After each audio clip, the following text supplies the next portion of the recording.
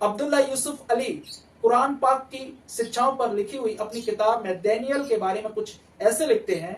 Daniel राजकीय वंशावली का एक धार्मिक मनुष्य था। बेबीलोन में उन्होंने ऊंचे पद पर अधिकार मिला, उन्होंने ऊंचे पद का आनंद लिया। बेबीलोन में उनके घर की खिड़कियां हमेशा यरूशलेम की ओर खुली रहती थी।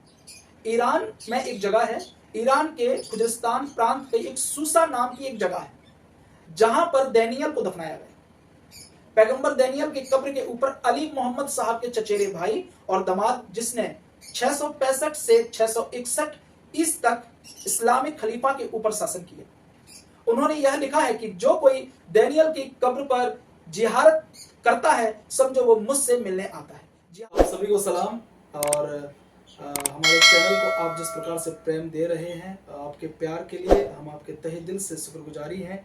और आज फिर एक कहानी के साथ आपके साथ कुछ खुदा के कलामों को भी साझा करेंगे। आज हम समझने की कोशिश करेंगे एक ऐसे पक्षी के बारे में जिसका नाम आर्कटिक टर्न है। जैसा कि आपसे कहा कि हम आज की कहानी को शुरुआत करते हैं एक पक्षी की कहानी के थ्रू, और खुदा के कलाम से भी सीखेंगे कुछ। एक पक्षी है जिसका नाम है आर्कटिक टर्न। वो पक्षी अक्सर साल में एक बार अलास्का से हवाई तक उड़कर जाता है। इसकी बिना रुके उड़ान एक खुले समंदर के ऊपर से होती है, और ये राह में कहीं भी कोई सूखी भूमि या टापू नहीं है। चूंकि यह पक्षी तैरना नहीं जानता, इसलिए राह में रुककर विश्राम करना भी इसके लिए असंभव है। इसकी यह उड़ान 4000 किलोमीटर की होती है, जिसमें से छोटे से पक्षी को लगातार 88 घंटे तक 2,50,000 बार अपने पंखों को फड़फड़ाना पड़ता है। पक्षियों के पास कोई मानचित्र नहीं होता। इन्हें निरंतर बदलने वाली परिस्थितियों में, जैसे सूर्य की दशा, हवा की दशा, बादलों का आना जाना में उड़ना पड़ता है। उन्होंने कभी भी तारों और हवाओं के विषय में नहीं पढ़ा। समुद्र जैसे विशाल और चौड़े क्षेत्र में उड़ते हुए बहुत हद तक संभावना है कि पक्षी अपनी मंजिल से भटक जाए। भटकने की दशा में मंजिल तक पहुंचने के लिए अतिरिक्त ऊर्जा की जरूरत होगी। यदि सही दिशा में इस पक्षी का ध्यान जरा भी भटक जाए तो यह महासागर में गिरकर मर सकता है। क्या आपने कभी आश्चर्य किया है? क्या आपने कभी सोचा है पक्षियों को ऐसे सटीक ऑटो पायलट से किसने सुसज्जित किया है, जो निरंतर अपनी भौगोलिक परिस्थितियों को नापता और अपने आप को सही दिशा में बनाए रखता है? यह पक्षी किस प्रकार से हर बार बिल्कुल सही दिशा में आना जाना कर पाता है? इसका उत्तर तो केवल सृष्टिकर्ता के पास ही है, जिसने इसे बनाया है। प्राकृतिक और पवित्र पुस्तक सृष्टिकर्ता के प्रेम की गवाही देता है।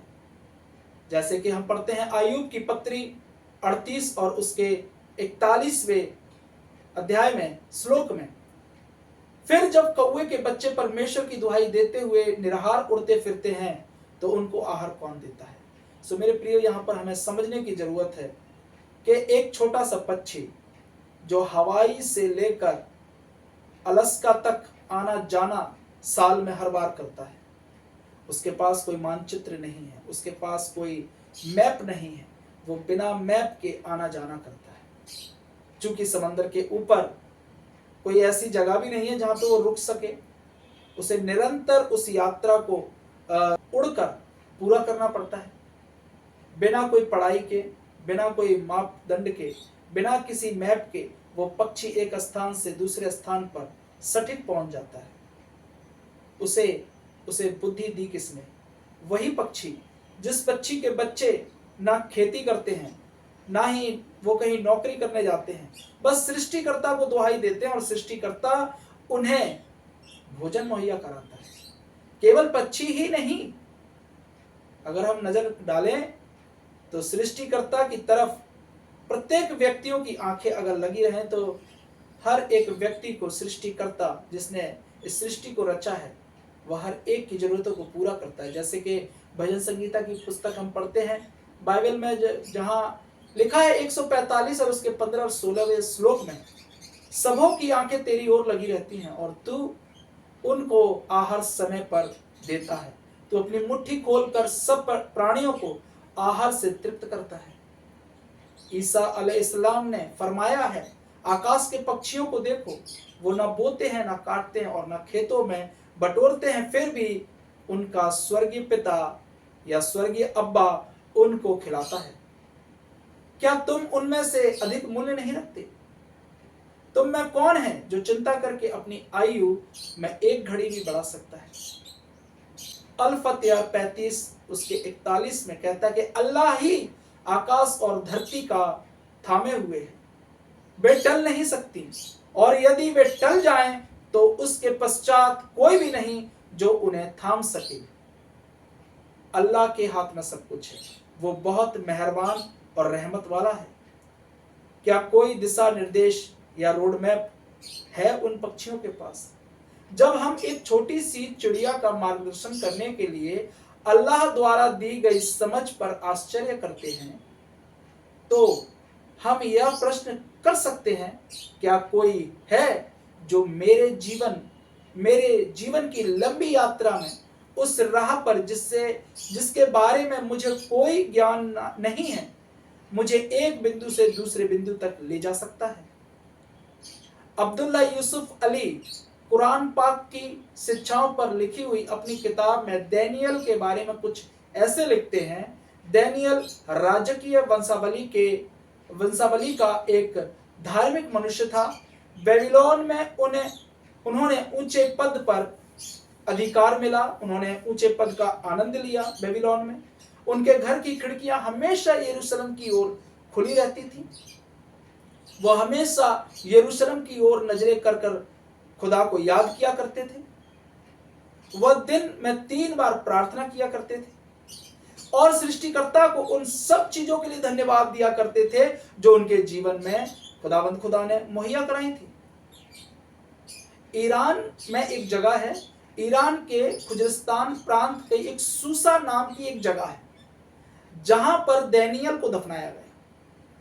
पैगंबर दानियल के कब्र के ऊपर अली मोहम्मद साहब के चचेरे भाई और दामाद, जिसने 665 से 661 ईस तक इस्लामिक खलीफा के ऊपर शासन किया, उन्होंने यह लिखा है कि जो कोई दानियल की कब्र पर जियारत करता है, समझो वो मुझसे मिलने आता है। जियारत का अर्थ है किसी पवित्र स्थान, विशेष करके मकबरा या दरगाह की तीर्थ यात्रा करना। वह हमें इस वाक्य का इस तरह से अनुवाद करने की छूट देते हैं, जो कोई मेरे भाई दानियल का आदर करता है वो मेरा आदर करता है। सभी नबियों में दानियल की विशेष जगह है।